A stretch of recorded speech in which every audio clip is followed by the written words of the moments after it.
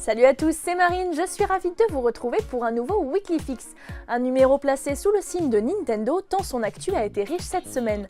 Le constructeur a annoncé Dr Mario World, un puzzle game prévu cet été sur mobile et c'est tout. C'est aussi cet été que sortira finalement le jeu mobile Mario Kart Tour que l'on attendait à la base un poil plus tôt. Et en parallèle, Nintendo a révélé que le film animé Super Mario Bros, confié au studio des Mignons, sortira courant 2022. Enfin, alors que la Switch s'est écoulée à plus de 32 millions d'exemplaires depuis son lancement, le journal Nikkei laisse entendre que la firme nippone préparait une version mini de la console axée sur la portabilité.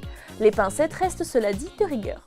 Enfin, des infos concrètes sur le prochain film Batman. Warner Bros a révélé que le long métrage sortira en juin 2021, mais plus important, il a été confirmé que Ben Affleck, l'interprète de Bruce Wayne dans Batman v Superman et Justice League, ne sera pas de retour dans le costume du super-héros. En attendant de découvrir son successeur, le réalisateur Matt Reeves a teasé un film noir qui se concentrera sur les talents de détective du justicier, une facette assez peu explorée au cinéma. Hâte de voir Batou remonter la trace des criminels de Gotham, reste juste à savoir lesquels.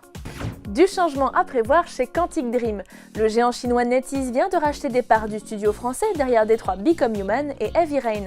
Par ce rachat, NetEase espère accroître le développement et la distribution de jeux en ligne, soutenir la vision du studio de devenir une entreprise globale de divertissement et développer de nouvelles technologies.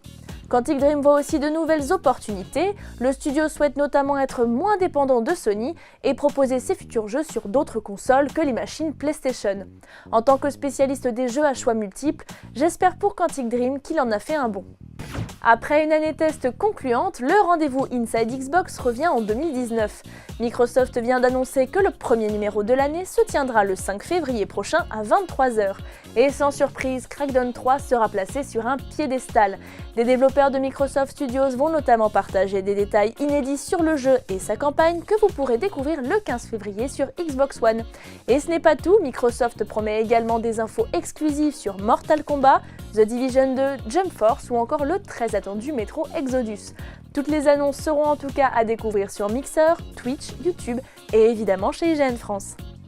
Le week-end dernier se tenaient les finales mondiales du Dragon Ball FighterZ World Tour, l'occasion d'en apprendre un peu plus sur le jeu Dragon Ball Project Z de Bandai Namco. Prévu pour cette année sur Xbox One, PS4 et PC, ce nouvel action RPG a ainsi été confié à CyberConnect 2, le studio derrière les jeux Naruto Ultimate Ninja Storm. Et le titre s'appuiera sur des graphismes en cel shading pour faire revivre aux joueurs les moments les plus marquants de DBZ. Le premier trailer joue d'ailleurs la carte de la nostalgie pour nous donner l'eau à la bouche. Malheureusement, le gameplay du jeu reste encore assez obscur, mais on s'attend à de jolis combats avec CyberConnect aux manettes.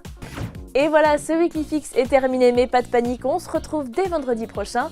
En attendant, on se quitte sur le premier teaser de Birds of Prey, le spin-off de Suicide Squad centré sur Harley Quinn. Salut!